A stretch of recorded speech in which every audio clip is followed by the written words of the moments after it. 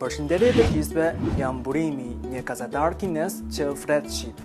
Duke qenë se flas shqip, shpesh miqtë më pyesin: Burim, si po shkojnë në mbunët me Shqipërinë? Dhe unë gjithmonë them, po shkon në mirë, gjërat po përparojnë. Gjatë vitit të kaluar, Kina vijoi të jetë partnerja tregtare e dytë më e madhe e Shqipërisë, si edhe vendi me të cilin Shqipëria pati rritje më të madhe të eksporteve. Sipas të dhënave nga Instat, më 2024 eksportet shqiptare në Kinë u shtuan 3.5% krahasuar me vitin 2023, ndërsa importet nga Kina drejt Shqipërisë u rritën me 4.2% krahasuar me një vit më parë. Ndoshta po mendoni, mirë, po çfarë do të thotë kjo për ne? Kjo rritje spikat, sidomos në sfondin e urjes së ndjeshme të vërimit të përgjithshëm të eksporteve të Shqipërisë dhe urjes po ashtu të madhe të marrëdhënieve që Shqipëria eksportoi në dy prej vendeve më të mëdha partnere të saj në fushën e tregtisë, Italisë dhe Greqisë, përkatësisht 18.9% dhe 18.2%. Produktet shqiptare po gjejnë hapësirë të reja në një nga tregjet më të mëdha dhe më konkurruese në botë.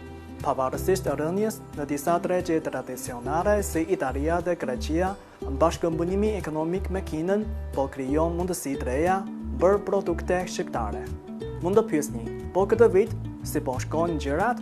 Ja ku po them. Në 3 mujorin e parë të vitit 2025, importet nga Kina drejt Shqipërisë u rritën prot 29%. E po, kjo tregon se Shqipëria po forcon gjithnjë më shumë lidhje ekonomike me Kinën. Të dashur miq, nga 22 deri më 25 maj, në qytetin Ningbo të provincës Zhejiang, do të mbahet ekspozita e 4 në Kinë, vendet e Evropës qendrore dhe lindore, si edhe ekspozita ndërkombëtare e produkteve të konsumit. Tema e këtij viti është drejtë së res, drejtë konkretizimit dhe drejtë së ardhmes. Dhe ndoshta po mendoni, po Shqipëria, si një vend që gjendet në Evropën qendrore dhe lindore, çfarë do të paraqesë aty? Kam lajme të mira. Në këtë ekspozit do të marrin pjesë disa produkte shqiptare të njohura dhe me cilësi të lartë. Mjarti Morava është një prej tyre, por do të ketë edhe produkte të tjera të cilat përfaqësojnë traditën dhe cilësinë shqiptare, që do të prezantohen edhe me siguri do të tërheqin vëmendje e vizitorëve. Si gazetar që flas shqip, kam pasur fatin të diskutoj me shumë ekspert dhe akademik për këtë temë. Diçka që dua t'ju them me bindje është kjo: në Kina gjithmonë ka mirëpritur produkte shqiptare me cilësi të lartë.